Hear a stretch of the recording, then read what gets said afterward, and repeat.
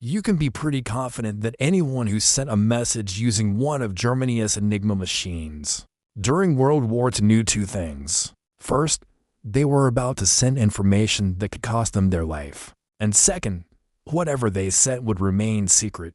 That is unless someone managed to break the Enigma code. This is a story of a covert mission unlike any other, where numbers held the key to victory. It has the tale of a secret weapon forged in the fires of war, and born from the brilliant mind of a man who is often called the father of modern computing. This is the incredible story of how a handful of code breakers changed the course of history. But before we dive into this episode, I want you to take a moment to think about something. Imagine a world without computers or the internet.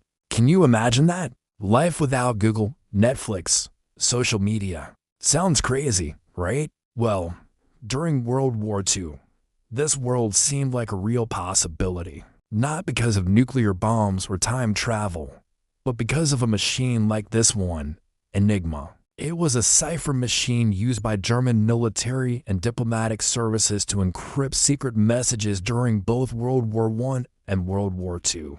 Don't worry if you don't understand how it worked. All you need to know is that it could create nearly 150 billion, trillion different combinations. Basically, it was practically impossible to crack, so secret information could be sent through it freely. Well, at least that's what they thought. In the summer of 1932, the British government realized they had a problem. Their Polish allies had already managed to decrypt some German naval codes. But when the Germans switched to Enigma, everything changed. The Polish army approached the British for help, and so began the race against Tom. Now let's meet our hero, Alan Matheson Turing. Born in 1912, he was a mathematician and a logician. He had just graduated from Cambridge University and was offered a position at the Polish Army headquarters. It was here that he first saw the Enigma machine and heard about its seemingly unbreakable encryption method. As a professor, Turing was used to solving problems that many considered unsolvable. For instance, he once figured out how to quickly calculate the orbit of planets. So when he heard about Enigma, he didn't consider it impossible. Instead, he saw a challenge. What if there was a way to build a machine that could beat Enigma at his own game? After thinking for a moment, he went to his assistant and said, "I think we can do it." In fact, he was already 3/4 of the way there, having secretly worked on a similar project since 1928. His idea consisted of building a machine called the bomb that would test thousands of possibilities at lightning speed. Once it found a match, the bomb would compare it with Enigma's output, eventually finding the right solution. But creating such a machine was no easy feat. There were no ready-made computers back then. Everything had to be done manually. Luckily, Turing wasn't alone. A team of experts joined him, each bringing their unique skills to the table. There was Gordon Welchman, the expert in mechanical engineering. There was John Jeffries, the master of mathematics. And there was Stuart Milner, who was great at designing electrical circuits. Together they formed an unstoppable force. They worked tirelessly, day and night, in a race against Tom. They faced many setbacks, but each time they did, they bounced back even stronger. When parts failed, they simply designed new ones. If a solution didn't work, they came up with another one. But it wasn't just about fixing technical issues. It was also about convincing others of their seemingly impossible mission.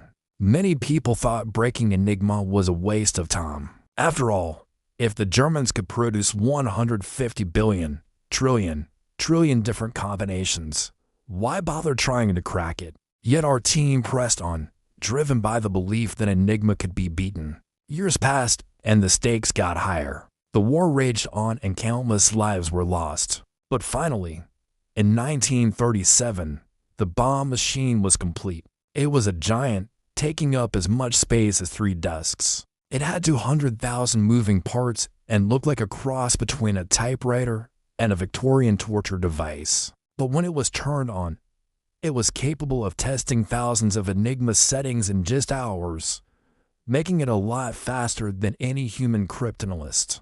The race was on and the Germans didn't know it.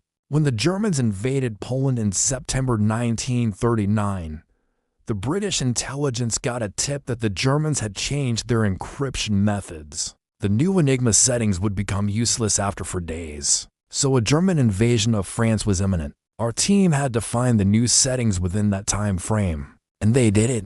And just for days, they managed to figure out the new settings, proving that Enigma was not as impenetrable as it seemed. This was a major turning point.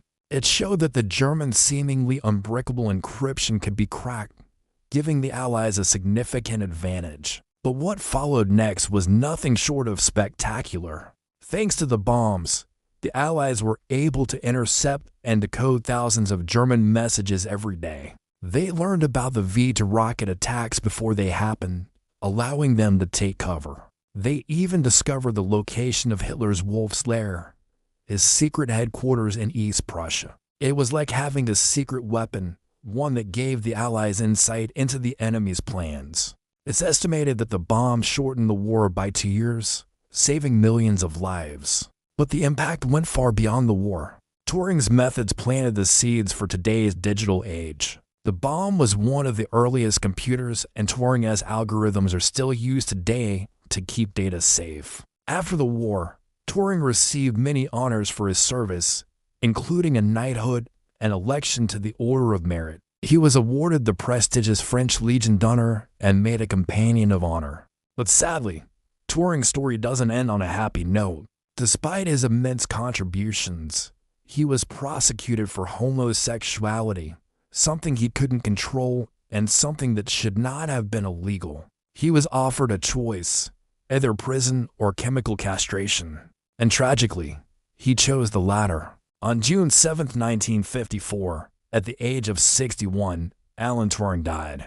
His death was ruled as suicide by cyanide poisoning, but perhaps it was simply a broken heart. So the next time you use a computer or send an encrypted message, take a moment to think about Alan Turing and his team. They were the ones who made it possible. In the span of just a few years, they went from being laughed at to being celebrated as heroes. Their story is a testament to the power of the human spirit, the relentless pursuit of knowledge, and the courage to go where no one has gone before. In the field of cryptography, they were pioneers, blazing a trail that others could follow. Their work laid the foundation for the digital world we live in today. But it wasn't just about the technology. It was also about the people. It was about a group of individuals who dared to dream of a world without secrecy, a world where knowledge was free and communication was secure. And let's not forget the impact they had on the world around them.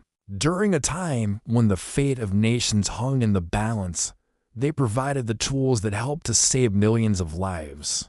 Their story reminds us that sometimes the greatest breakthroughs come from the most unlikely sources. It shows us that even when faced with seemingly insurmountable challenges, we should never give up. Because who knows what wonders we might uncover if we dare to dream big and push the boundaries of what is possible. Maybe you're watching this video right now because you're interested in coding or cybersecurity. Or maybe you just love a good story about problem solving. Whatever the reason, I'm glad you're here. And if you're not subscribed yet, make sure to hit the subscribe button. I've got more videos coming up that I think you'll enjoy. Thank you for watching, and until next time, happy coding.